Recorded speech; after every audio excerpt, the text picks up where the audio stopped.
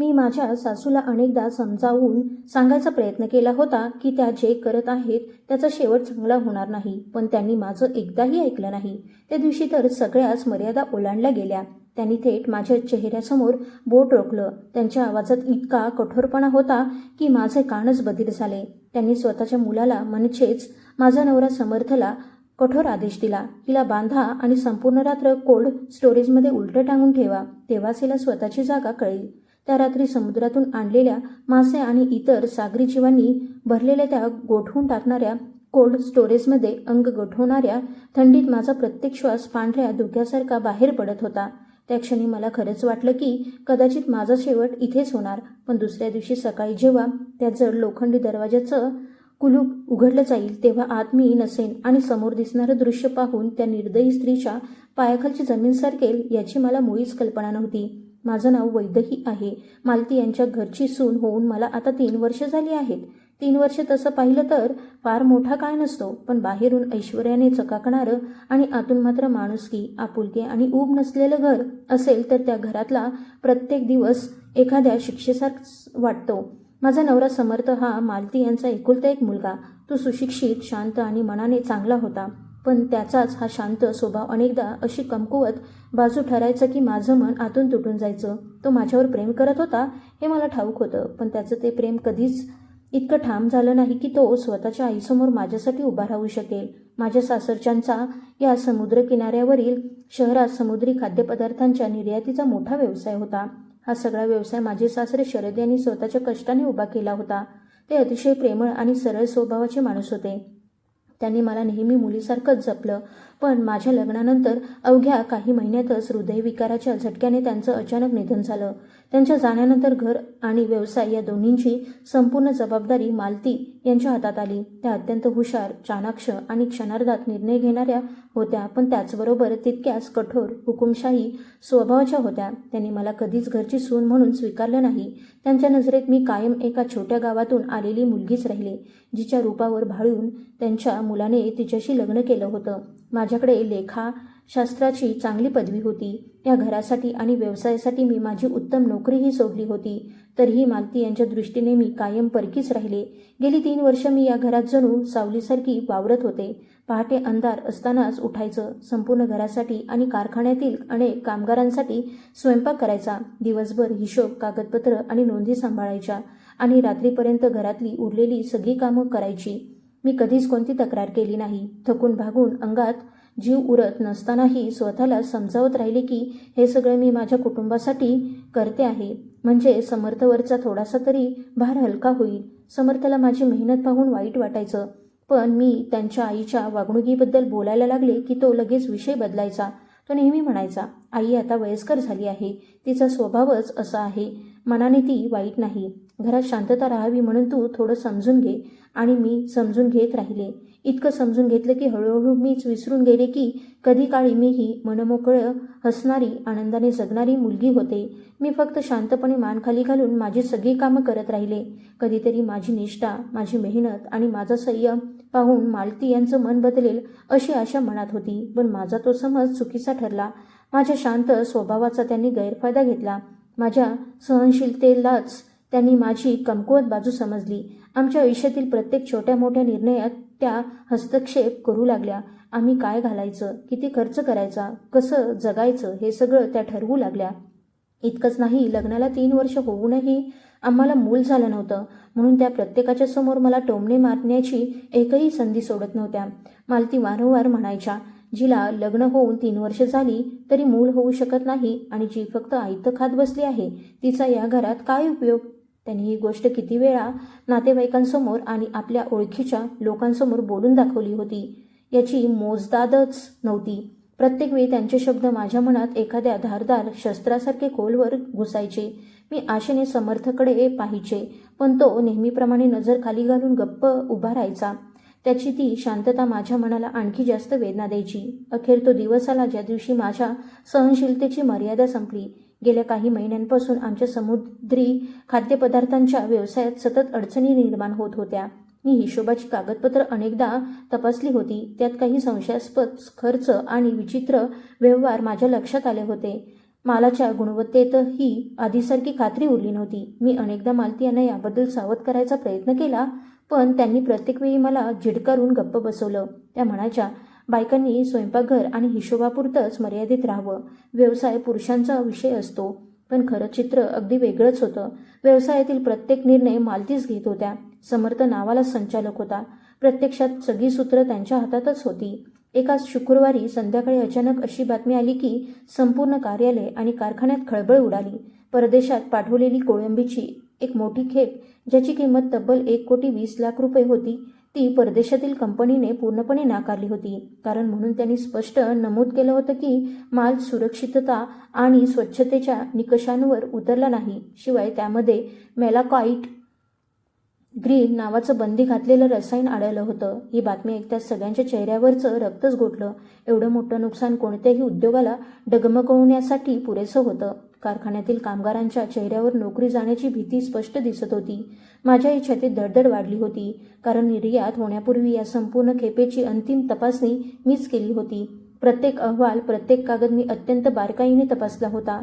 त्यावेळी सगळं काही व्यवस्थित होतं. त्यामुळे मला खात्री होती की कुठेतरी फार मोठा घोटाळा झाला आहे किंवा कोणीतरी मुद्दाम कट रचला आहे.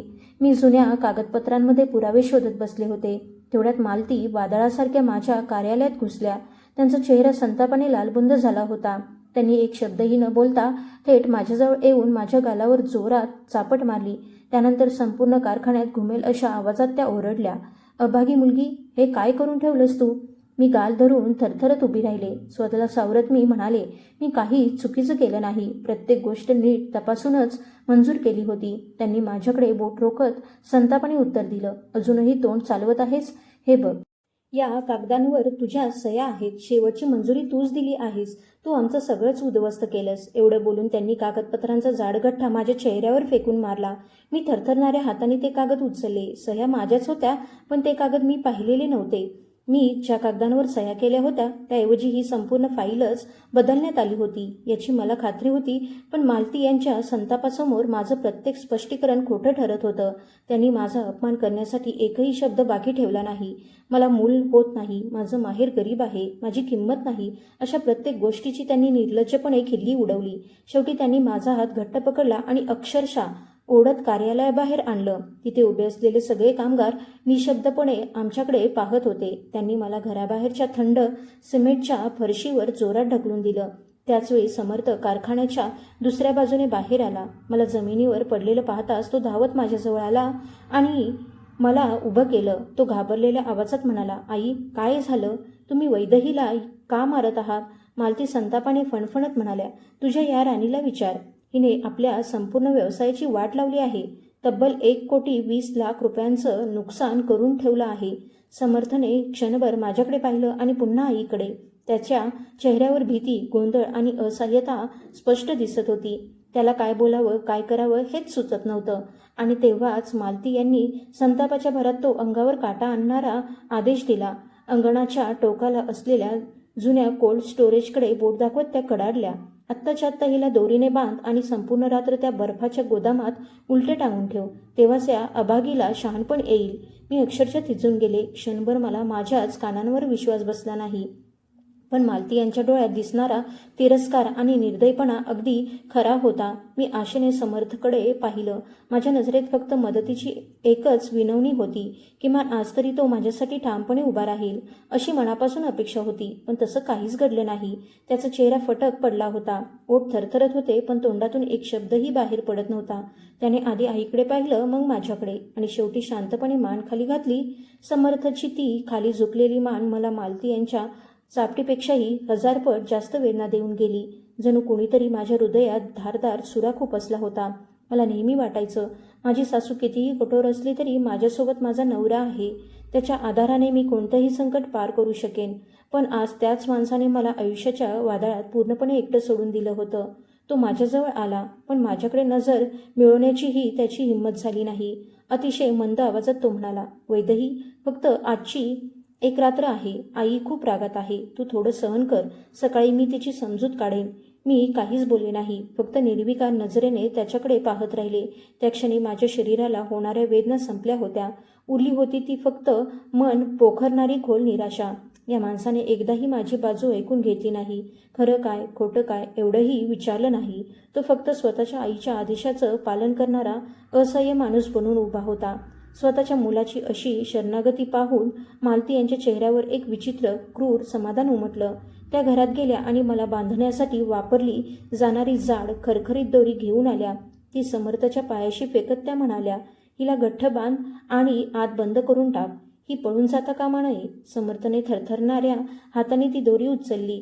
मी मात्र कसलीही झटापट केली नाही, कारण मला ठाऊक होतं इथे विरोध करून काहीही साध्य होणार नव्हतं. मी शांतपणे दोन्ही हात मागे केले. त्या खरखरीत दोरीने माझ्या मनगटाची कातडी सोलून निघाली. तीव्र वेदनेची एक लाट संपूर्ण अंगातून पसरली, पण त्या वेदनांचंही माझ्या तुटलेल्या मनासमोर काहीच मोल नव्हतं. तो मला कोल्ड स्टोरेजकडे घेऊन जात असतानाही माझी नजर त्याच्या चेहऱ्यावर खेळलेली होती. ज्या माणसावर मी कधी काळी जीवापाड प्रेम केलं होतं त्याला मी त्या चेहऱ्यात शोधत होते. कदाचित त्याच्या डोळ्यात थोडासा पश्चाताप दिसेल, थोडीशी वेदना जाणवेल अशी क्षीण आशा अजूनही मनात होती. पण तिथे मला फक्त आईची भीती आणि स्वतःची असहाय्यता दिसली. त्याच्या मनात पत्नीवरील प्रेमापेक्षा आईची भीतीच अधिक खोलवर रुजली होती. लोखंडाचा तो जड दरवाजा किरकिरत उघडला. त्यातून अंग गोठवणाऱ्या थंड वाऱ्याचा झोत माझ्या चेहऱ्यावर आदळला. त्या हवेत गोठवून ठेवलेल्या मासे आणि कोळंबीचा उग्र श्वास कोंडून टाकणारा वास मिसळला होता. आत दाट अंधार पसरला होता. छताला लटकणारा एक पिवळसर दिवा अधूनमधून लुकलुकत होता. जमिनीवर सर्वत्र ओलावा होता आणि ती घसरली झाली होती. समर्थने मला आत ढकललं. तो काहीच बोलला नाही, एकदाही मागे वळून पाहिलं नाही. पुढच्या क्षणी माझ्या मागे तो जड दरवाजा जोरात बंद झाला आणि बाहेरून कुलूप लावल्याचा आवाज घुमला. आता त्या भयान अंधारात आणि हाडं गोठवणाऱ्या थंडीत मी पूर्णपणे एकटी होते. मी स्वतःला मोकळं करण्याचा प्रयत्न केला, पण मनगटाभोवती दोरी इतकी घट्ट आवळली होती की हलताही येत नव्हतं. मी अडखळत पुढे सरकले आणि बर्फात गोठवून ठेवलेल्या कोळंबी आणि माशांच्या मोठमोठ्या खोक्यांवर जाऊन आदळले. त्या खोक्यांतून बाहेर पडणारी बर्फासारखी थंडी माझ्या पातळ कपड्यांतून आरपार शिरत होती. माझं संपूर्ण शरीर थरथरत कापू लागलं. मी एका कोपऱ्यात जाऊन स्वतःला शक्य तितकं आकसून बसले, म्हणजे शरीरातील थोडीफार ऊब तरी टिकून राहील.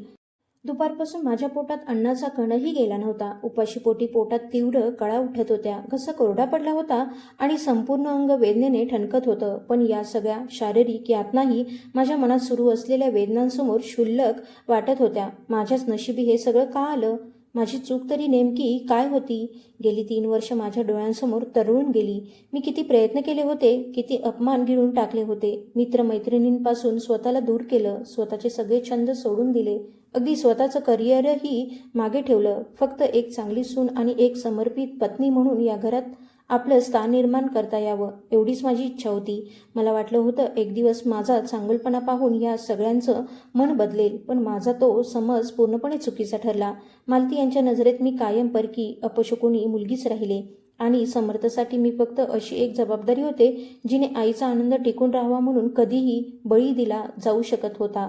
माझ्या बर्फासारख्या गार झालेल्या गालांवरून गरम अश्रू ओघळू लागले. मी माझ्या नशिबासाठी रडत होते, स्वतःच्या निरागस विश्वासासाठी रडत होते. तेवढ्यात मला आई बाबांची आठवण झाली. त्यांच्या लेकराचं आयुष्य अशा नरक यातनेत जात आहे हे जर त्यांना कळलं असतं तर त्यांच्यावर काय ओढावलं असतं. आईने आयुष्यभर कष्ट केलं फक्त मला चांगलं घर मिळावं म्हणून, पण त्यांच्या सगळ्या आशा मीच मोडून काढल्या असंच मला त्या क्षणी वाटू लागलं. जितका मी भूतकाळ आठवत होते तितकीच माझी हिंमत खचत चालली होती. त्या गोदामातील हाडं गोठवणारी थंडी आता माझा जीव घेण्यासाठीच टपून बसल्यासारखी वाटत होती. ती फक्त माझ्या शरीरालाच नाही तर जगण्याची इच्छाही हळूहळू संपवत होती.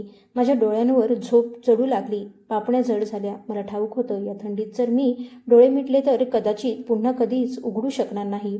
त्या क्षणी मृत्यूच या वेदना, अपमान आणि अन्यायातून मुक्त होण्याचा शेवटचा मार्ग वाटू लागला. निदान त्यानंतर तरी या लोकांचे खोटे चेहरे आणि रोजचा अपमान पाहावा लागणार नव्हता. मी हळूच डोकं त्या बर्फासारख्या थंड भिंतीला टेकवलं आणि स्वतःला नियतीच्या हवाली करायला तयार झाले. पण तेवढ्यात माझ्या शरीरात काहीतरी वेगळंच जाणवलं. पोटाच्या खालच्या भागात हलकीशी कळ उठली. ती भुकेमुळे नव्हती. मी क्षणात दचकले. अचानक माझ्या लक्षात आलं की माझी मासिक पाळी येऊन बराच काळ उलटून गेला होता. गेले काही दिवस सतत थकवा जाणवत होता, मळमळही होत होती. पण कामाच्या ताणामुळे असं होत असेल असं समजून मी त्याकडे दुर्लक्ष केलं होतं. त्या क्षणी माझ्या मनात एक अगदी क्षीण पण आशेचा नवा किरण जागा झाला.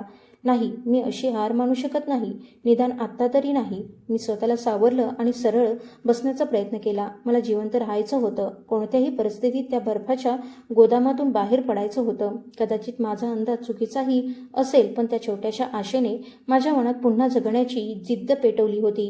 मी दोन्ही हात पूर्ण ताकदीने हलवू लागले. कदाचित दोरी थोडी सैल होईल या आशेने, पण जितका जोर लावत होते तितकीच ती दोरी माझ्या त्वचेत खोलवर रुतत होती. मनगटातून रक्त वाहू लागलं.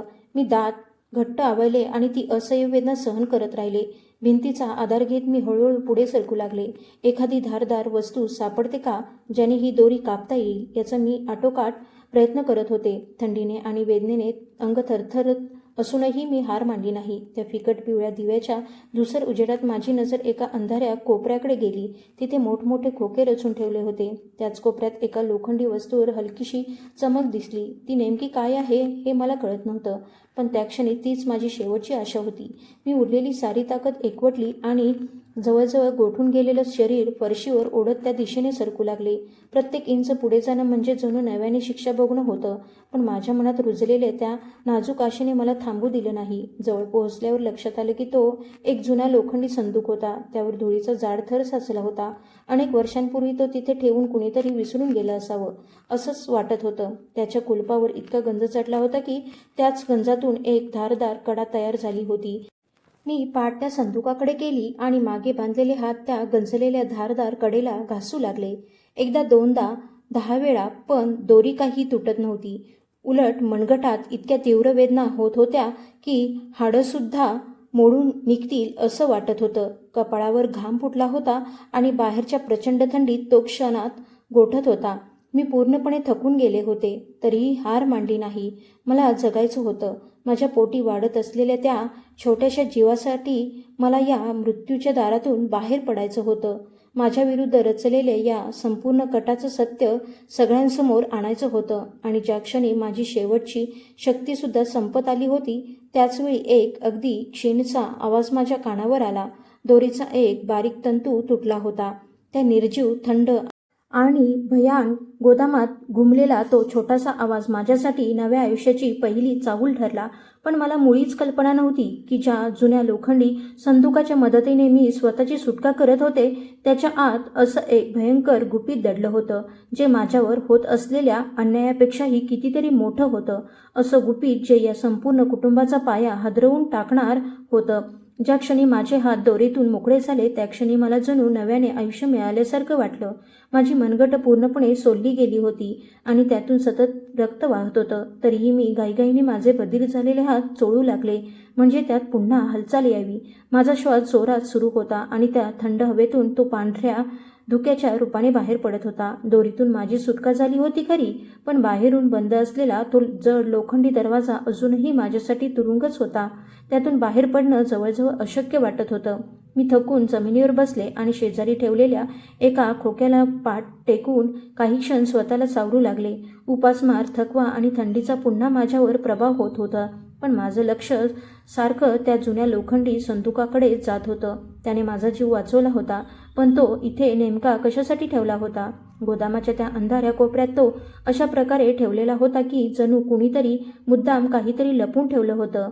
माझी उत्सुकता आता भूक आणि थंडीपेक्षाही मोठी झाली होती.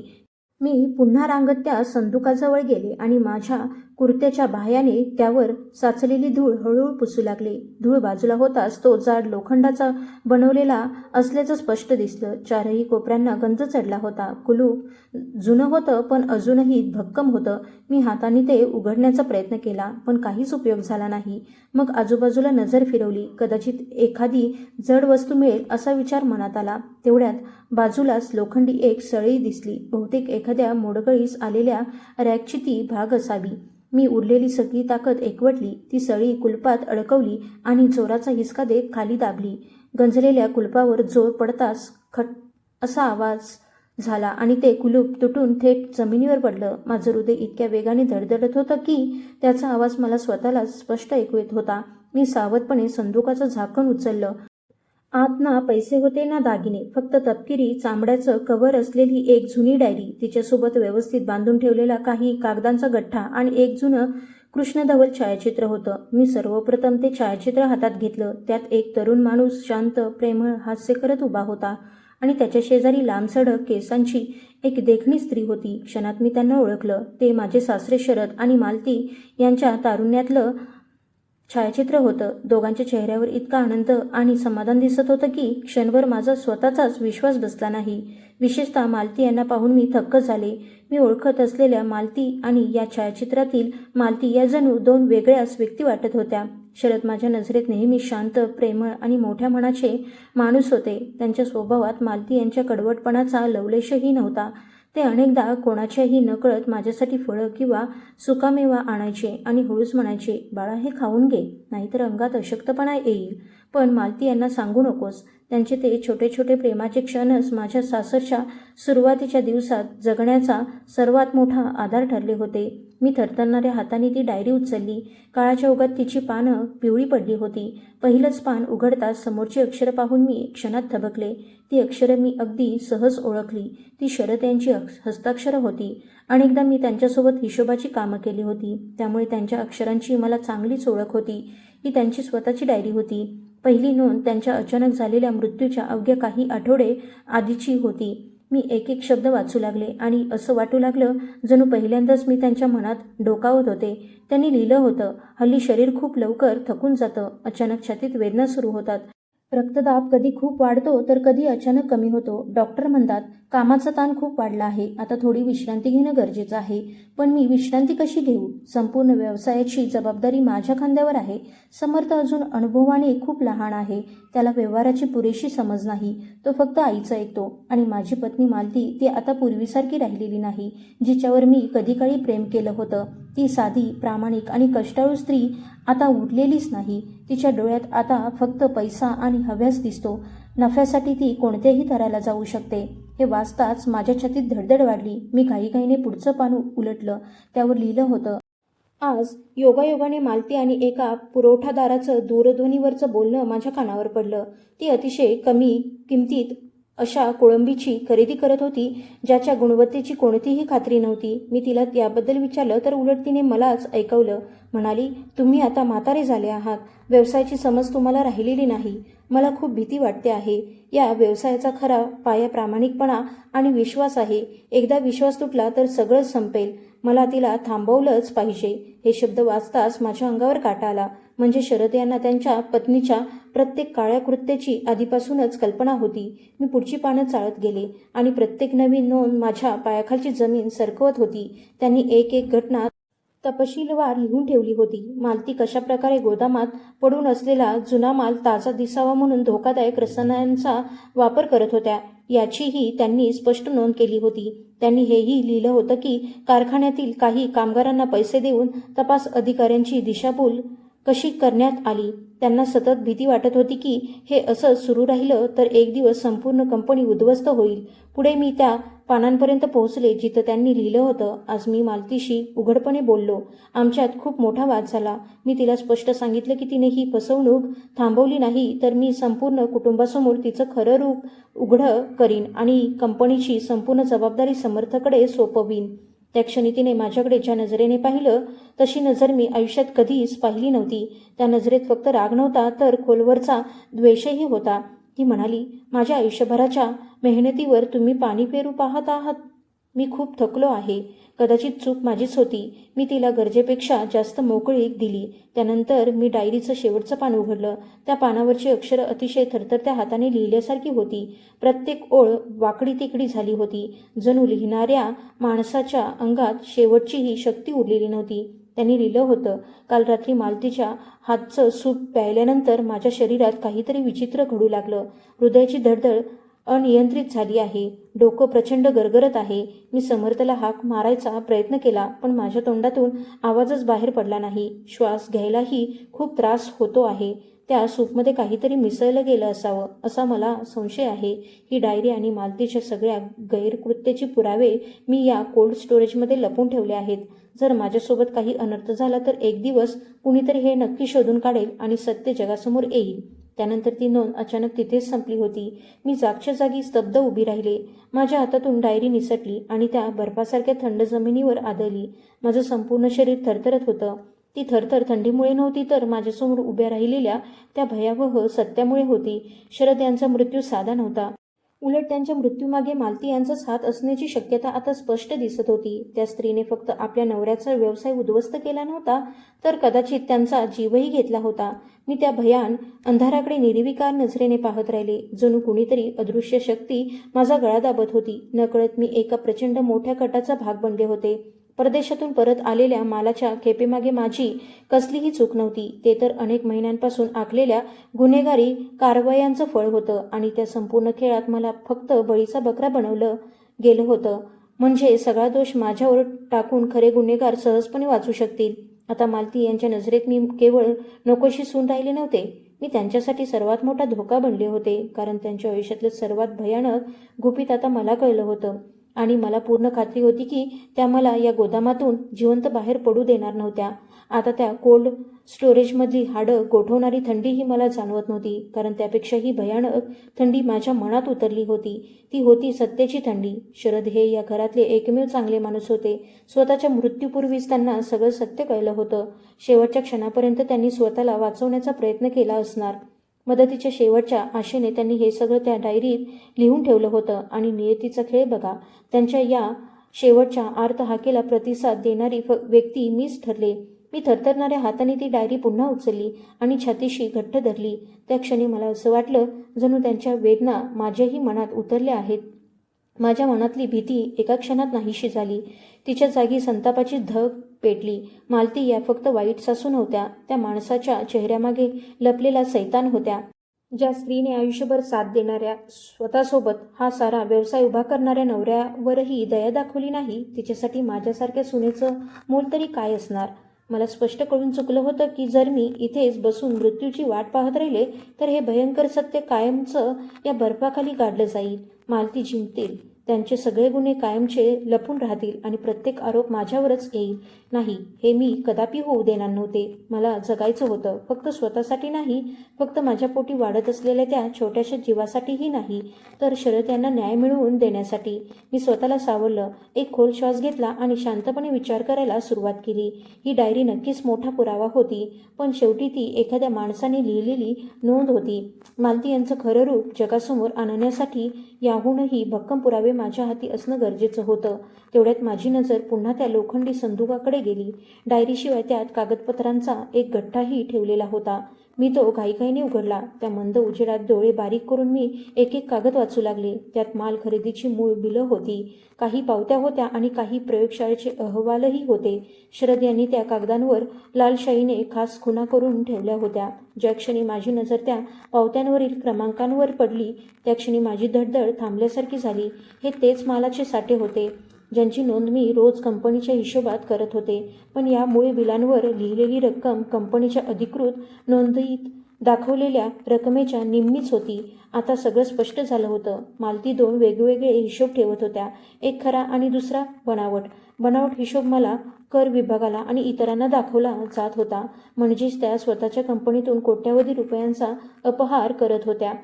पण एक गोष्ट फक्त एवढ्यावरच थांबत नव्हती. मी ते प्रयोगशाळेचे अहवाल हातात घेतले. ते आमच्या कंपनीशी काहीही संबंध नसलेल्या एका खाजगी प्रयोगशाळेचे होते. त्यात स्पष्ट नमूद केलं होतं की कोळंबीच्या त्या विशिष्ट साठ्यात धोकादायक रसायनांचं प्रमाण अत्यंत जास्त होतं. हेच ते रसायन होतं जे समुद्री अन्नावर बुरशी येऊ नये म्हणून वापरलं जातं, पण त्याचा अतिरेक माणसांसाठी अत्यंत घातक ठरू शकतो आणि गंभीर आजारांनाही कारणीभूत ठरू शकतो. त्या रसायनांचं नाव वाचताच माझ्या अंगावर शहारे आले. जुन्या आणि खराब झालेल्या मालाला ताजा आणि चमकदार दिसण्यासाठी याच रसायनाचा वापर केला जात होता आणि त्या अहवालात नमूद केलेला साठ्याचा क्रमांक हा परदेशातून परत आलेल्या त्याच खेपेशी जुळत होता. आता संपूर्ण चित्र माझ्यासमोर स्वच्छ उभं राहिलं होतं. चूक माझी नव्हती. परदेशी कंपनीनेही काही कपट केलं नव्हतं. खरा कट मालती यांनीच रचला होता. त्यांनी मुद्दाम निकृष्ट आणि धोकादायक माल खरेदी केला, त्यावर घातक रसायनाची प्रक्रिया करून तो परदेशात पाठवला. त्यांना लोकांच्या जीवाची चिंता नव्हती, कंपनीच्या प्रतिष्ठेची काळजी नव्हती आणि कायद्याचाही धाक नव्हता. त्यांना फक्त पैसा हवा होता आणि त्यांचा हा घाणेरडा डाव उघडकीस आल्यानंतर त्यांनी क्षणाचाही विचार न करता सगळा दोष माझ्यावर ढकलला. माझ्या घशात कडवटपणा दाटून आला. मी नेमकी कोणत्या माणसांमध्ये राहत होते? अशी एक स्त्री जिच्या मनात दया, माया किंवा माणुसकीचा लवलेशही उरला नव्हता. तिने स्वतःच्या नवऱ्याला फसवलं, सुनेला गुन्हेगार ठरवलं, कामगारांची फसवणूक केली आणि निरपराध लोकांच्या जीवाशी खेळ मांडला. त्या क्षणी मला समजलं की शरद यांनी हे सगळे पुरावे याच थंड अंधाऱ्या गोदामात का लपून ठेवले होते. हे संपूर्ण कारखान्यातलं सर्वात सुरक्षित ठिकाण होतं. मालती बहुतेक इथे कधीच येत नसाव्यात. शरद यांनी त्यांच्या परीने सगळी तयारी करून ठेवली होती. ते फक्त योग्य वेळेची वाट पाहत होते, पण तो क्षण त्यांच्या आयुष्यात कधीच आला नाही. मी सगळी कागदपत्र पुन्हा काळजीपूर्वक गोळा केली आणि डायरीसोबत त्या संदुकात व्यवस्थित ठेवली. आता ते फक्त कागद राहिले नव्हते, ते माझं सर्वात मोठं शस्त्र होतं. न्याय मिळवून देण्याची जबाबदारी शरद यांनी माझ्या हातात सोपवून ठेवली होती. कोणत्याही परिस्थितीत हे पुरावे मला इथून बाहेर घेऊन जायचेच होते. हे घाणेरडं सत्य जगासमोर आणायचंच होतं. पण कसं? बाहेर लोखंडाचा जड दरवाजा बंद होता. माझ्याजवळ दूरध्वनी नव्हता. बाहेरच्या जगाशी संपर्क साधण्याचा कोणताही मार्ग नव्हता. मी पुन्हा उठले आणि संपूर्ण कोल्ड स्टोरेजमध्ये फिरू लागले. पण यावेळी माझ्या पावलांत निराशा नव्हती. माझी नजर प्रत्येक कोपरा, प्रत्येक भिंत आणि प्रत्येक बारीक फटीकडे बारकाईने फिरत होती. हे गोदाम खूप जुनं होतं. मोठमोठ्या उष्णतारोधक पत्र्यांचे भाग जोडून ते तयार करण्यात आलं होतं. मी भिंतीलगत चालत प्रत्येक भागावर हाताने हलकेच थाप मारत पुढे सरकत होते. बहुतेक सगळ्या भिंती मजबूत आणि ठोस होत्या, पण शेवटच्या कोपऱ्यात जिथे बर्फाने भरलेले जड खोके रचले होते तिथे आवाज वेगळाच वाटला. त्या भागावर थाप मारताच आतून पोकळ आवाज आला. मी पूर्ण ताकद लावून ते जड खोके बाजूला सरकवू लागले. एवढ्या प्रचंड थंडीतही माझ्या अंगातून घाम वाहू लागला आणि मग समोर जे दिसलं ते पाहून माझी धडधड आणखी वाढली. त्या खोक्यांमागचा भिंतीचा भाग इतरांपेक्षा खूपच जुना दिसत होता. त्याचे स्क्रू पूर्णपणे गंजले होते. काही तर सैल होऊन खालीही लोंबत होते. अनेक वर्षांपूर्वी इथे दुरुस्ती झाली असावी असंच वाटत होतं. मी वर पाहिलं आणि माझं मन आनंदाने भरून आलं. छताजवळ भिंतीत आयताकृती आकाराचं एक बंद केलेलं वायुविजनाचं उघडं तोंड दिसत होतं. कधी काळी तिथून हवा खेळत असावी, पण नंतर ते बंद करण्यात आलं होतं. ती जागा लहान होती, तरी माझ्यासारखी सडपातळ मुलगी त्यातून बाहेर जाऊ शकली असती. माझ्या मनात पुन्हा जगण्याची आशा जागी झाली. या नरकातून बाहेर पडण्याचा मार्ग पूर्णपणे बंद नव्हता. कदाचित शरद यांनाही या वाटेबद्दल माहिती नसावी. त्यांनी हे फक्त सुरक्षित ठिकाण समजून पुरावे लपवले होते. पण नियतीने माझ्यासाठी सुटकेची एक वाट उघडी ठेवली होती. मात्र त्या उंचीवर पोहोचणं माझ्यासारख्या थकलेल्या, अशक्त आणि जखमी शरीरासाठी अजिबात सोपं नव्हतं. मला या बर्फाच्या जड खोक्यांचाच आधार घ्यावा लागणार होता. पण त्याआधी शरीरात थोडी ताकद येणं गरजेचं होतं. मी पुन्हा आजूबाजूला नजर फिरवली. माझी नजर बर्फात गोठवून ठेवलेल्या कोळंबी आणि माशांच्या खोक्यांवर जाऊन स्थिरावली. त्या क्षणी ते फक्त माल नव्हते, ते माझा जीव वाचवण्याचं साधन ठरू शकत होते. मला समजलं की आता मला असं काही करावं लागणार होतं ज्याचा मी आयुष्यात कधी विचारही केला नव्हता. कदाचित ती आठवण आयुष्यभर माझा पाठलाग करेल, पण जिवंत राहण्यासाठी माझ्याकडे दुसरा कोणताही मार्ग उरला नव्हता. आजची रात्र मला फक्त थंडी आणि अंधाराशीच नाही तर स्वतःच्या मनाशीही लढायची होती. भूक आणि थंडी या छोट्याशा जागेत माझे सर्वात मोठे शत्रू बनले होते. ते हळूहळू माझं शरीर आणि मन दोन्ही संपवत होते. पण आता जगण्याची एक किरकोळ का होईना आशेचा किरण दिसला होता. त्यामुळे मी हार मानायची नाही असा निर्धार केला. काहीतरी खाल्ल्याशिवाय पुढचा प्रयत्न करणं शक्य नव्हतं. मी त्या खोक्याजवळ गेले ज्यात मालती यांनी मागवलेला विषारी माल ठेवलेला होता. त्याचं लोखंडी सळीच्या मदतीने मी त्या खोक्याचं झाकण उघडलं. आज शेकडो कोळंब्या बर्फात घट्ट गोठलेल्या अवस्थेत एकमेकींना चिटकून पडल्या होत्या. त्या फिकट पिवळ्या प्रकाशात त्यांचा रंग विचित्र निळसर आणि तपकिरी दिसत होता. मी थरथरणाऱ्या हाताने एक कोळंबी उचलली. तिचा बर्फासारखा गार स्पर्श माझ्या हातात टोचत होता. आयुष्यात कधी स्वप्नातही वाटलं नव्हतं की असा दिवस येईल जेव्हा मला कच्चं आणि गोठलेलं मांस तोंडात टाकावं लागेल. माझ्या घशापर्यंत मळमळ आली. पण त्याच क्षणी मला शरद यांच्या डायरीतील प्रत्येक शब्द आठवला. मालतींचा तो भयावह चेहरा माझ्या डोळ्यांसमोर तरळला आणि त्या क्षणी माझ्या पोटी कदाचित वाढत असलेल्या त्या नव्या जीवाची आठवण झाली. मी डोळे घट्ट मिटले, दात आवळले आणि ती गोठलेली कोळंबी कशीबशी चावून गेली. तिची चव इतकी भयानक होती की माझं संपूर्ण शरीर शहारून उठलं. पण मी ती थुंकली नाही, जबरदस्तीने गिळून टाकली. ते माझ्यासाठी अन्न नव्हतं तर माझ्या लढाईचं इंधन होतं. मी फक्त 2-3 छोटे तुकडेच खाल्ले, एवढेच की पोटात उठणाऱ्या असह्य कळा थोड्या कमी व्हाव्यात. मला ठाऊक होतं त्यापेक्षा जास्त खाल्लं तर माझं शरीर ते अजिबात सहन करणार नव्हतं. अंगात थोडीशी ताकद परत येताच मी पुन्हा कामाला लागले. माझं लक्ष होतं भिंतीच्या वरच्या बाजूला दिसणारं ते वायुविजनाचं उघडं तोंड. तिथपर्यंत पोहोचण्यासाठी मला कशीबशी एक तात्पुरतं पाऊलवाट तयार करायची होती. मी गोदामात पडलेले मोठमोठे खोके ओढत त्या भिंतीजवळ आणू लागले. ते इतके जड आणि अवघड आकाराचे होते की त्यांना सरकवताना माझ्या अंगातली प्रत्येक शक्ती संपत चालली होती. मनगटातून पुन्हा रक्त वाहू लागलं, तरीही मी थांबले नाही. एकावर एक खोके रचून मी एक छोटासा आधार तयार केला, पण तोही अपुरा ठरत होता. वायुविजनाची ती जागा अजूनही माझ्या आवाक्यापासून दूर होती. मला आणखी उंची मिळेल अशी एखादी वस्तू हवी होती. तेवढ्यात एका कोपऱ्यात पडलेलं जुनं लोखंडी रॅक माझ्या नजरेस पडलं. ते मोडलं होतं, पण उपयोगी पडू शकत होतं. मी जीव तोडून त्याचा एक भाग ओढत आणला आणि खोक्यांवर टेकवण्याचा प्रयत्न करू लागले. एवढ्या कष्टाने माझा श्वास फुलला होता. बराच वेळ संघर्षानंतर अखेर मी एक तात्पुरती शिडी तयार करण्यात यशस्वी झाले. ती डळमळत होती आणि क्षणात कोसळेल असं वाटत होतं, पण माझ्याकडे दुसरा कोणताही पर्याय नव्हता. वर चढण्यापूर्वी मला एक महत्त्वाची गोष्ट करायची होती. मी रिकाम्या हाताने तिथून बाहेर पडू शकत नव्हते. मी पुन्हा त्या लोखंडी संदुकाजवळ गेले. डायरी आणि सगळी महत्त्वाची कागदपत्र बाहेर काढली. मग माझ्या कुर्त्याचा एक भाग फाडून त्यात ती व्यवस्थित गुंडाळली. एका बारीक दोरीने ते गाठोडं मी माझ्या कमरेला घट्ट बांधून घेतलं. काहीही झालं तरी हे पुरावे मी गमावणार नव्हते. मी एक खोल श्वास घेतला आणि सावकाशता खोक्यांवर चढू लागले. बर्फामुळे त्यांच्यावरचा पृष्ठभाग खूपच निसरडा झाला होता, त्यामुळे भिंतीला चिटकूनच तोल सांभाळावा लागत होता. लोखंडी रॅकवर पोहोचल्यावर तर प्रत्येक पाऊल अधिक सावधपणे टाकावं लागत होतं.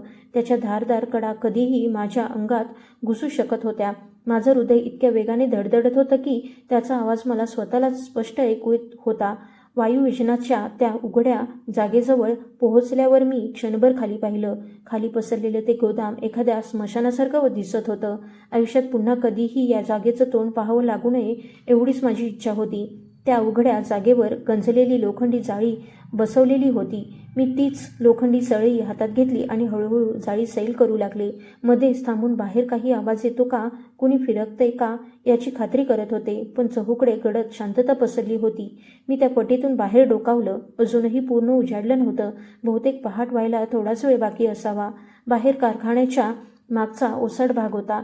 तिथून एक अरुंद गटार वाहत होती आणि आजूबाजूला दाट रानझुडपं पसरली होती. दूरवर काही घरांमधून मंद दिवे लुकलुकत होते. मला समजलं, स्वातंत्र्याकडे जाणारी वाट हीच होती, पण ती जागा खूपच अरुंद होती. मोठ्या कष्टाने मी माझं शरीर त्या पटीतून बाहेर सरकवू लागले.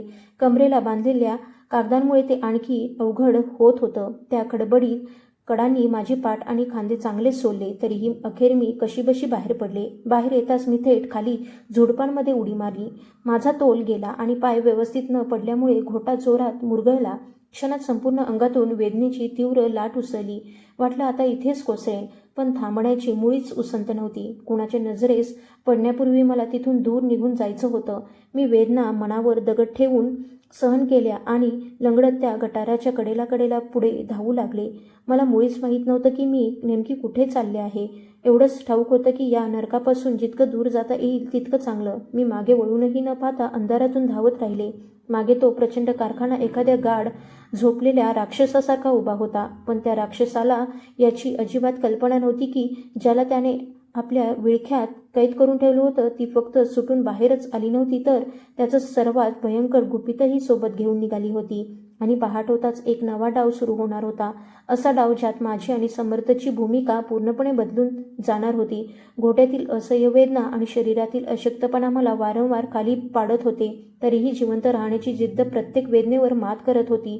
मुख्य रस्त्याने जाण्याऐवजी मी गटाराच्या कडेला असलेल्या दाट झुडपांतून जाणारी वाट निवडली. तिथे कुणाच्याही नजरेस सहज पडणार नव्हते. मला अशी एखादी जागा हवी होती जिथे थोडा वेळ लपून बसता येईल आणि पुढचं पाऊल शांतपणे ठरवता येईल. तेवढ्यात मला आठवलं, या कारखान्यापासून थोड्या अंतरावर एक जुनी लाकडाची गिरणी होती. अनेक वर्षांपासून ती बंद पडली होती. कधीतरी त्या भागातून जाताना मी तिला पाहिलं होतं.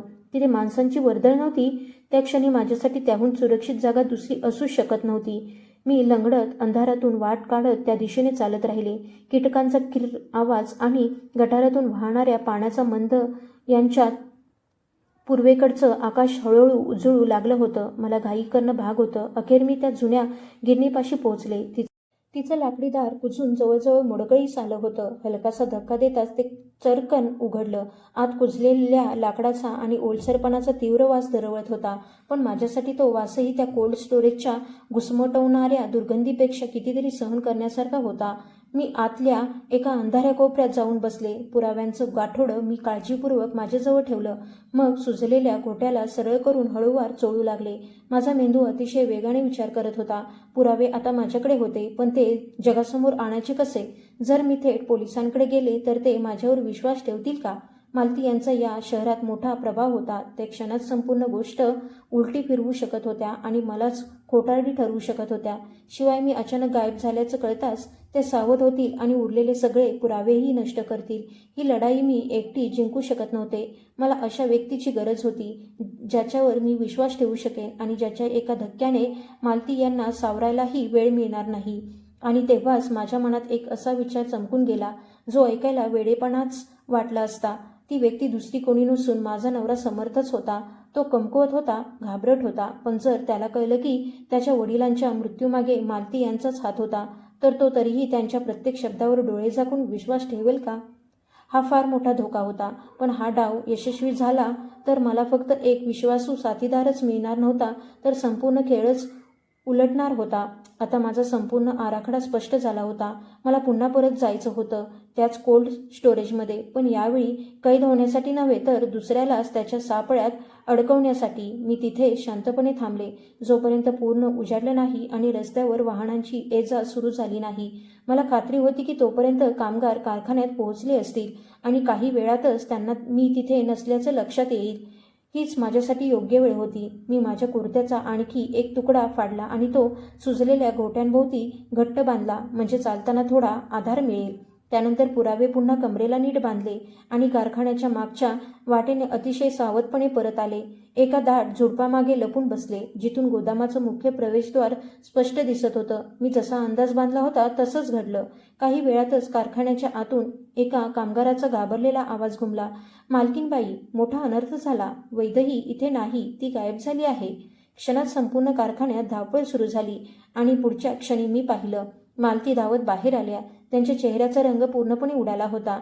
त्या सरळ कोल्ड स्टोरेजकडे धावत गेल्या आणि आत डोकावून पाहू लागल्या. त्यांच्या डोळ्यात स्पष्ट भीती दिसत होती. ती भीती माझ्या जीवाची काळजी वाटत असल्यामुळे नव्हती, तर त्यांचं गुपित बाहेर पडेल या विचाराने होती. पण ज्याची मी सर्वात जास्त वाट पाहत होते तो मात्र तिथे दिसत नव्हता. समर्थ कुठे होता? तो अजून घरीच होता का? माझी धड पुन्हा वाढली. जर समर्थ तिथे आला नाही तर माझी संपूर्ण योजना तिथल्या तिथे कोलमडून पडणार होती. मी श्वास रोखून झुडपांआड लपून शांतपणे वाट पाहत राहिले.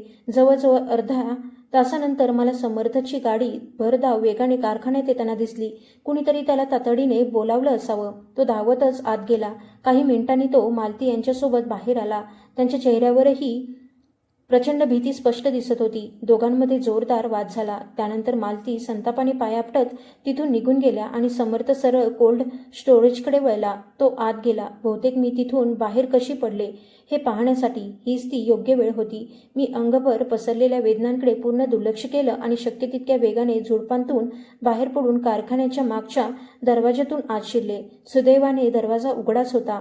मी भिंतींचा आधार घेत कुणाच्याही नजरेत येऊ न देता सरळ कोल्ड स्टोरेजपर्यंत पोहोचले. माझ्याकडे कुणाचंच लक्ष गेलं नाही. दरवाजाजवळ पोहोचताच आतून समर्थचा स्वतःशीच बोलण्याचा आवाज ऐकू येत होता. देवा, ती शेवटी गेली तरी कुठे असेल? जर लोखंडी दरवाजा अजूनही अर्धवट उघडाच होता. मी एक खोल श्वास घेतला. शरद यांची डायरी छातीशी घट्ट धरली आणि हळूच आत गेले. समर्थ, मी अगदी मंद आवाजात हाक मारली. तो अक्षरशः दचकला. मागे वळून त्याने मला पाहिलं आणि त्याचे डोळे विस्फारले गेले. वैदही, तू इथे कशी? तो अडखळत म्हणाला. मी शांत स्वरात उत्तर दिलं, मी तुला काही दाखवण्यासाठी परत आले आहे. त्याला विचार करायलाही वेळ न देता मी ती डायरी त्याच्या हातात दिली. ही वाच. हे तुझ्या बाबांचे शेवटचे शब्द आहेत. मृत्यूपूर्वी त्यांनी स्वतःच्या हाताने लिहून ठेवलेले. समर्थने थरथरणाऱ्या हाताने डायरी उघडली आणि घाईघाईने पान उलटू लागला.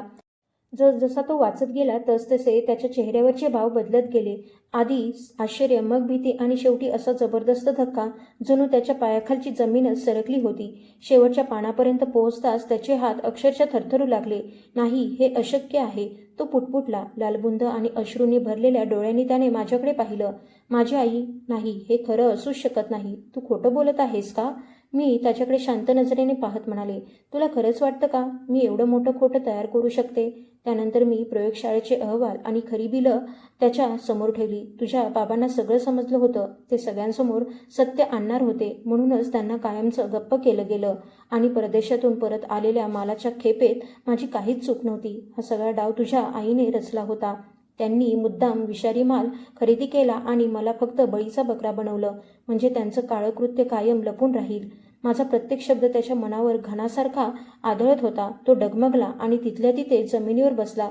दोन्ही हातांनी त्याने डोकं घट्ट पकडलं. का? असं का केलं त्यांनी? तो एखाद्या लहान मुलासारखा रडू लागला. ज्या आईला तो आजवर देवासारखं मानत होता, त्याच आईचं रूप त्याच्यासमोर उघडं झालं होतं आणि त्याचं संपूर्ण आयुष्य एका क्षणात उद्ध्वस्त झालं होतं. मला समजलं हीच योग्य वेळ आहे. मी त्याच्या जवळ गेले आणि अगदी मंद पण गूढ स्वरात म्हणाले, समर्थ, तुझं तुझ्या बाबांवर खूप प्रेम होतं ना? मग त्यांना कधीच न्याय मिळू नये हे तुला मान्य आहे का? तुझ्या बाबांनी त्या खोक्यांमागे अजून काही लपून ठेवलं आहे. स्वतः जाऊन पहा, तुला सगळं समजेल. मी त्या कोपऱ्याकडे बोट दाखवलं जिथे मी आधी ती तात्पुरती शिडी तयार केली होती. समर्थ इतका खचून गेला होता की त्याच्या मनात माझ्यावर संशय घेण्याचाही विचार आला नाही. तो अडखळत उठला आणि त्या खोक्यांच्या मागे गेला. कुठे आहे? कुठे ठेवला आहे? तो शोधू लागला आणि तो त्या खोक्यांच्या मागे पोहोचताच मी माझा पुढचा डाव खेळला. मी माझ्या अंगात उरलेली सगळी ताकद एकवटली आणि त्या जड लोखंडी रॅकला जोरात ढकललं. प्रचंड आवाज करत ते रॅक खाली कोसळलं आणि बाहेर पडण्याचा मार्ग पूर्णपणे बंद झाला. त्याच क्षणी मी धावत दरवाजाकडे गेले. जड लोखंडी दरवाजा पूर्ण ताकदीने ओढून बंद केला आणि बाहेरून मोठं कुलूप लावलं. वैदेही, हे तू काय करते आहेस? दरवाजा उघड. आतून समर्थाचा घाबरलेला आवाज घुमला. तो पूर्ण ताकदीने दरवाजा आपटत होता. मी त्या थंड लोखंडी दरवाजाला पाठ टेकून शांत उभी राहिले. माझं हृदय वेगाने धडधडत होतं, पण माझ्या चेहऱ्यावर एक विलक्षण शांतता होती. मी मोठ्याने म्हणाले, तू आतच राहा आणि निवांत विचार कर. काल रात्री मी काय सहन केलं ते आज तुलाही समजेल आणि कदाचित तुझ्या बाबांनी आयुष्यभर कष्ट करून उभा केलेला व्यवसाय खऱ्या अर्थाने उद्ध्वस्त कोण करत होतं हेही तुला कळेल. मला खात्री होती की उद्या सकाळी हा दरवाजा उघडेल तेव्हा मालती यांना आत माझा निर्जीव देह दिसणार नव्हता. त्यांना स्वतःचा मुलगा दिसणार होता आणि त्याच क्षणापासून खोटेपणा, भीती आणि फसवणुकीवर उभं राहिलेलं त्यांचं संपूर्ण साम्राज्य ढासळायला सुरुवात होणार होती. समर्थ दरवाजा आपटत असल्याचा आवाज हळूहळू कमी होत गेला आणि काही वेळात पूर्णपणे थांबला. तो आत घाबरलेला असेल हे मला माहीत होतं, पण आता त्याच्याबद्दल माझ्या मनात किंचितही दया उरली नव्हती. दया हा शब्द माझ्या आयुष्यातून कायमचा निघून गेला होता. मी जे भोगलं त्या वेदनेची झळ त्यालाही जाणवणं गरजेचं होतं. तेव्हाच त्याचे डोळे कायमचे उघडणार होते. मी शांतपणे तिथून निघाले आणि पुन्हा त्या जुन्या बंद पडलेल्या गिरणीत जाऊन बसले. सध्या तीच माझ्यासाठी सर्वात सुरक्षित जागा होती. मला थोडी विश्रांती घ्यायची होती आणि पुन्हा ताकद गोळा करायची होती, कारण पुढचा दिवस माझ्या आयुष्यातला सर्वात कठीण दिवस ठरणार होता. मी त्या अंधाऱ्या कोपऱ्यात बसून कागदपत्रांचं गाठोडं छातीशी घट्ट धरून ठेवलं. माझ्या डोळ्यांसमोर पुन्हा पुन्हा 3 चेहरे येत होते. शरद यांचा असहाय्य चेहरा, मालती यांचं बेसूर हास्य आणि समर्थच्या डोळ्यातून वाहणारे अश्रू. पुढे माझं आयुष्य कोणत्या दिशेने जाणार याची मला काहीच कल्पना नव्हती, पण एक गोष्ट मात्र निश्चित होती. आता मी ती घाबरलेली, दबलेली आणि असह्य सून उरले नव्हते. त्या रात्री मला फारशी झोप लागली नाही आणि जेव्हा थोडासा डोळा लागला तेव्हा पुन्हा तेच कोल्ड स्टोरेज माझ्या स्वप्नात आलं. पण यावेळी मी तिथे एकटी नव्हते. कुणीतरी प्रेमाने माझा हात धरला होता. ते शरद होते. त्यांनी एकही शब्द उच्चारला नाही, फक्त माझ्याकडे पाहून हलकंसं स्मित केलं. त्यांच्या त्या स्मितातून मला नव्या धैर्याची जाणीव झाली. मी दचकून जागी झाले. बाहेर सकाळ उजाडली होती. आता माझी वेळ आली होती. मी गिरणीबाहेर ठेवलेल्या जुन्या मठातील थंड पाण्याने तोंड धुतलं, स्वतःला सावरलं आणि कारखान्याकडे निघाले. मात्र आत न जाता मी एक उंच जागा निवडली, जिथून संपूर्ण परिसर आणि कोल्ड स्टोरेजचा दरवाजा स्पष्ट दिसत होता. मी दाट झुडपांमागे लपून बसले. सकाळचे जवळपास 7 वाजले होते. तेवढ्यात मी पाहिलं, मालती घरातून बाहेर आल्या. त्यांनी गडद रंगाचे कपडे घातले होते. चेहरा थकलेला दिसत होता, पण डोळ्यात विजयाचा गर्व स्पष्ट झळकत होता. त्यांच्या हातात चाव्यांचा जुडगा होता. त्या सरळ कोल्ड स्टोरेजकडे चालत गेल्या. माझी धडधड पुन्हा वाढली. त्यांच्या मनात बहुतेक एकच विचार असावा, आत त्यांना माझा गोठलेला मृतदेह दिसेल किंवा मी त्यांच्यासमोर दयेची याचना करत असेन. त्यांनी कुलूप उघडलं आणि दरवाजा ढकलून आत गेल्या. आत जाताना त्या स्वतःशीच पुटपुटत होत्या, आज पाहतेस तुझी जीभ किती चालते ते. पण पुढच्या क्षणी त्यांचे शब्द घशातच अडकले. त्या दरवाजाजवळच पुतळ्यासारख्या थिजून उभ्या राहिल्या. काही क्षण चहूकडे मृत शांतता पसरली आणि अचानक त्यांच्या तोंडून अशी भीषण किंकाळी बाहेर पडली की संपूर्ण परिसर दणाणून गेला. समर्थ, माझ्या लेकरा, तू इथे कसा? त्यांच्या आवाजातलं भय शब्दात मांडणं अशक्य होतं. त्या धावत आत गेल्या आणि काही क्षणांनी अडखळत बाहेर आल्या. त्यांचा चेहरा पूर्णपणे पांढराफटक झाला होता. त्या आतून एखादी जड वस्तू ओढत बाहेर आणत होत्या. तो समर्थ होता. तो बेशुद्ध पडला होता. त्याचं संपूर्ण शरीर निश्चित झालं होतं. थंडीमुळे त्याचे ओठ निळे पडले होते आणि तो जणू जिवंत असूनही निर्जीवासारखा दिसत होता. मालती यांना एकट्याने त्याला बाहेर ओढता येत नव्हतं. शेवटी त्या तिथे जमिनीवर कोसळल्या आणि छाती बडवत आक्रोश करू लागल्या.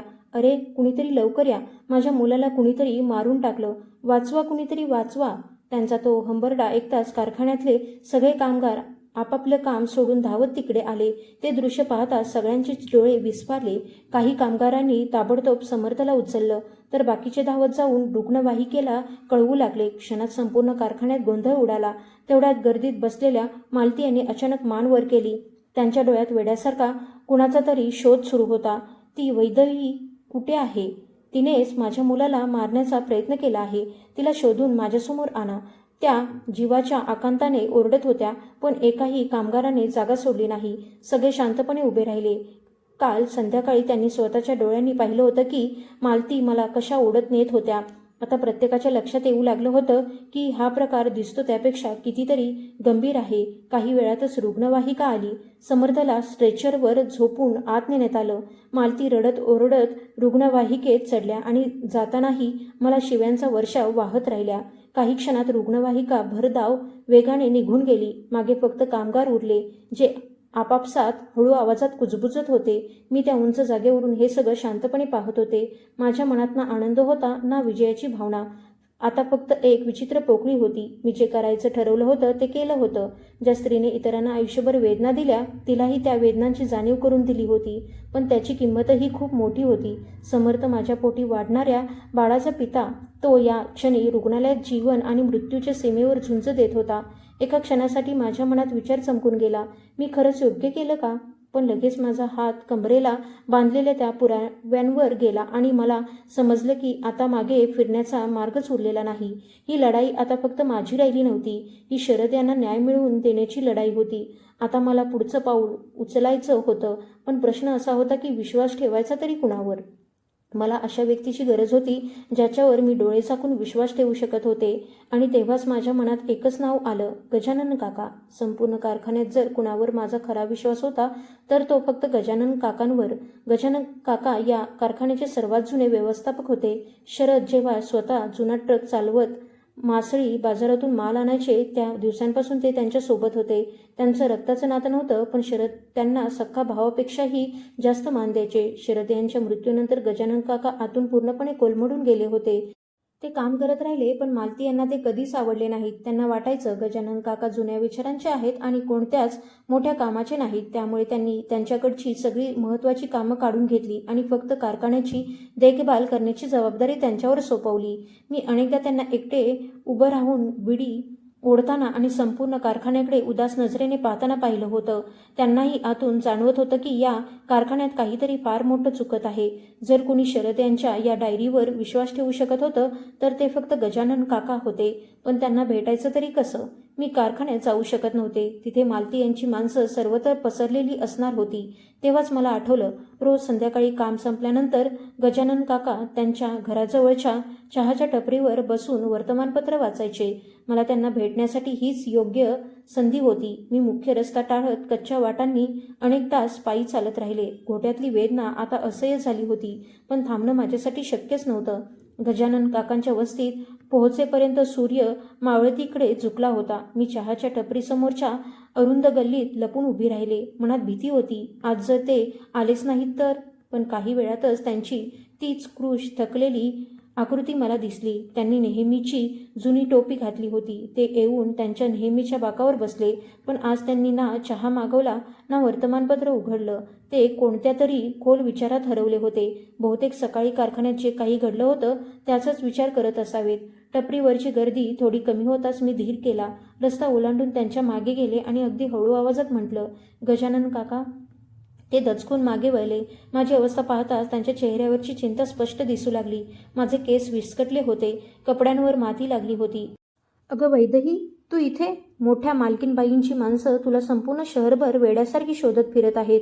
काका, मला तुमच्याशी खूप महत्त्वाचं बोलायचं आहे. इथे उभं राहून ते सांगता येणार नाही. आपण तुमच्या घरी जाऊ शकतो का?"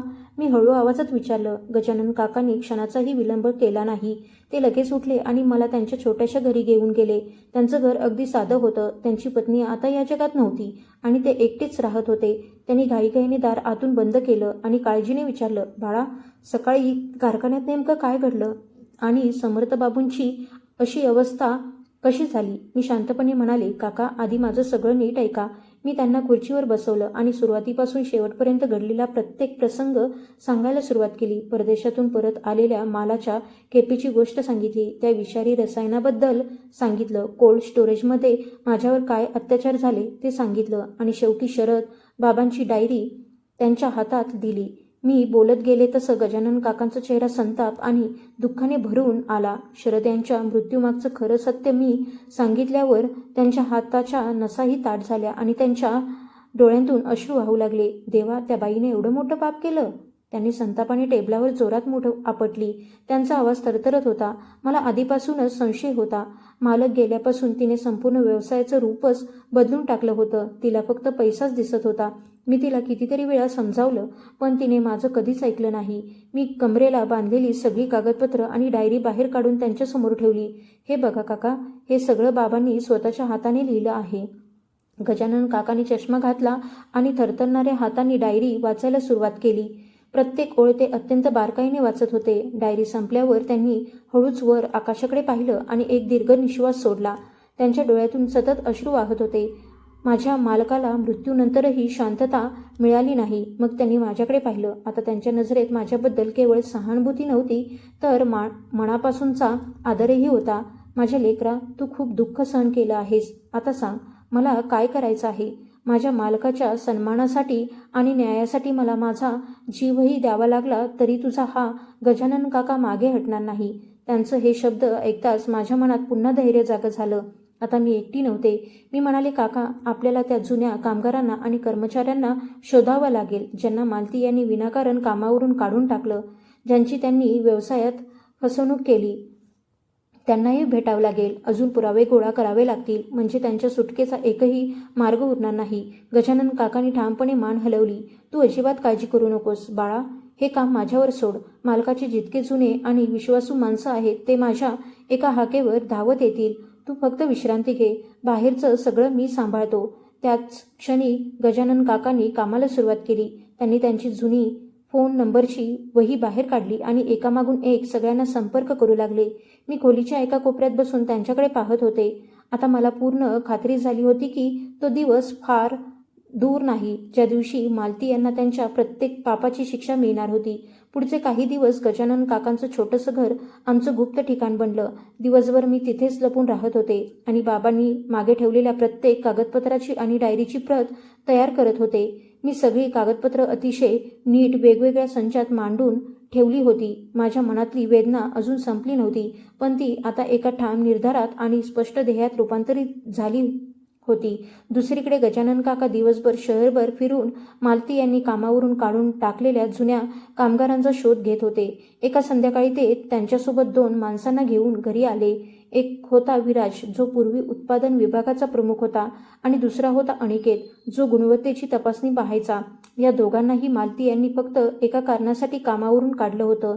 त्यांनी त्या विषारी रसायनाचा वापर करण्यास ठाम नकार दिला होता. गजानन काकांनी त्यांना सुरुवातीपासून शेवटपर्यंत सगळा प्रकार सांगितला आणि डायरीची प्रतही दाखवली. ते ऐकताच दोघांच्याही अंगाचा जळफळाट झाला. विराजने त्याचा जुना फोन बाहेर काढला आणि मला काही छायाचित्र दाखवली. कामावरून काढून टाकण्यापूर्वी त्याने ती गुपचूप काढली होती. त्या छायाचित्रांमध्ये नाव नसलेले रसायनाचे मोठे ड्रम स्पष्ट दिसत होते. कुजलेल्या कोळंब्यांनी भरलेल्या टाक्याही दिसत होत्या आणि रात्रीच्या अंधारात काही कामगार त्यांच्यावर ते धोकादायक रसायन फवारत होते. विराज संतापाने म्हणाला, "त्या बाईला माणसांच्या जीवाची किंमतच नाही." अनिकेतनेही त्याच्याकडे जपून ठेवलेली काही जुनी कागदपत्र बाहेर काढली.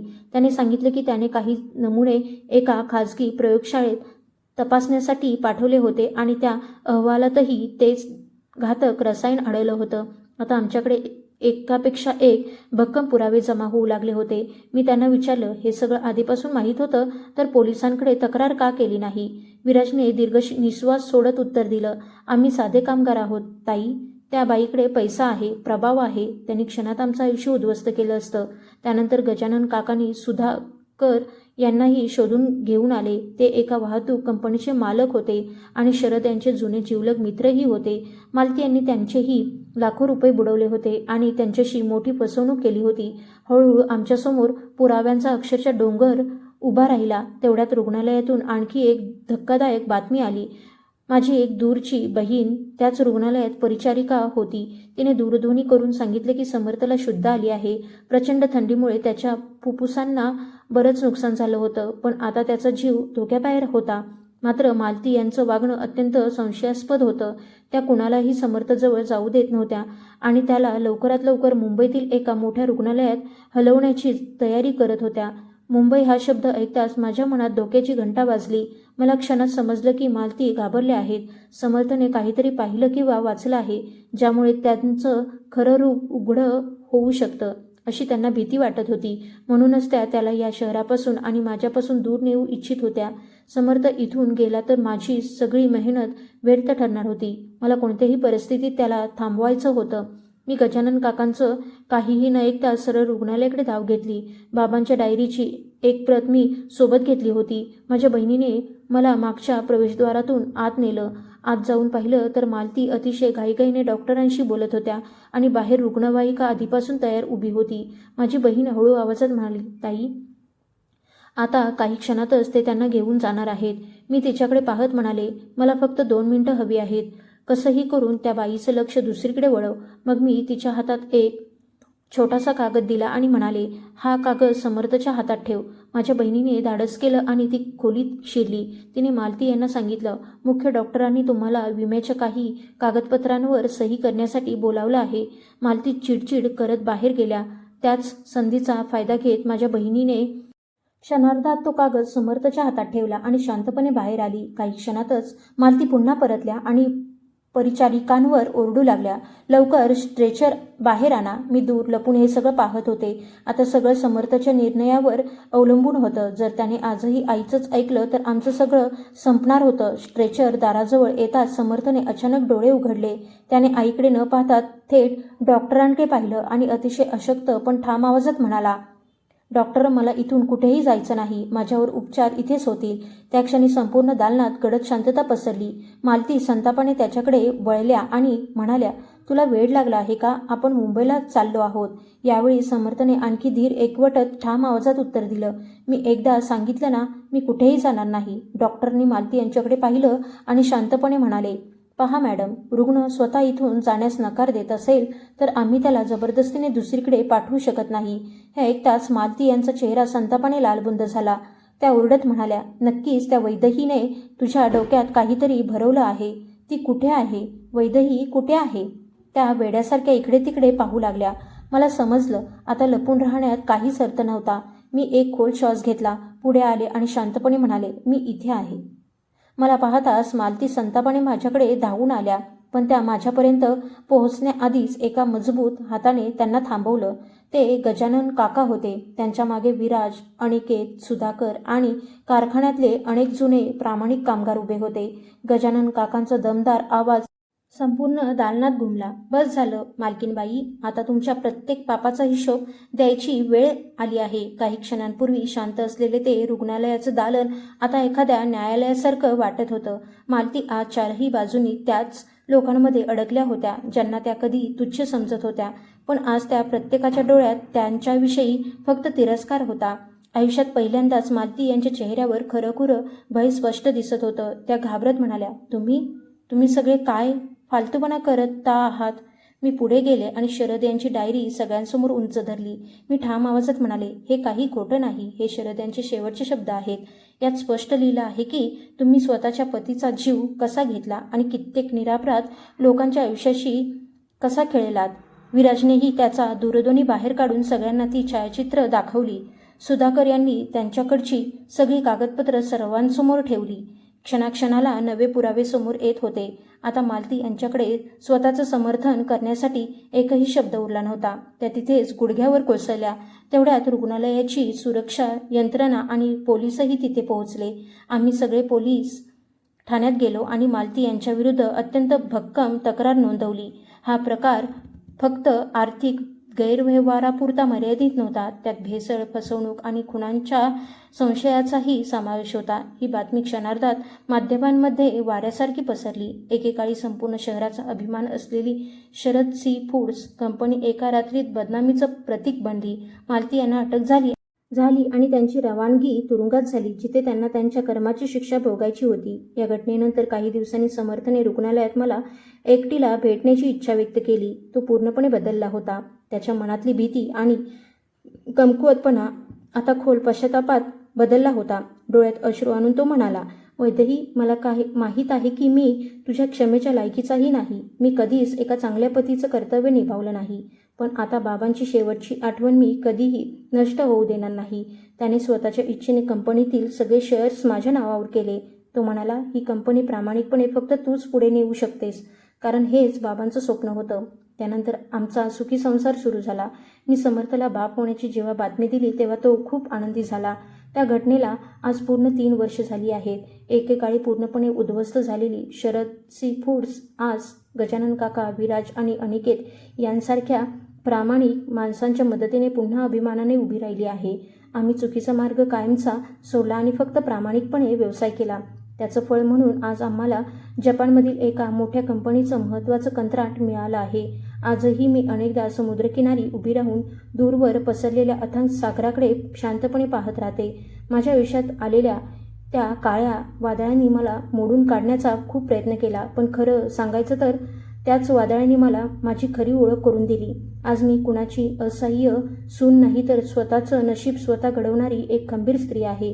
आणि जेव्हा मी माझ्या बाळाचा, त्या छोट्याशा जीवाचा विचार करते, तेव्हा मला खात्री वाटते की आता माझ्या आयुष्यात कोल्ड स्टोरेजसारखी गोठवून टाकणारी थंडी नाही, तर फक्त आशा, सत्य आणि नव्या आयुष्याची सुंदर पहाट आहे. धन्यवाद.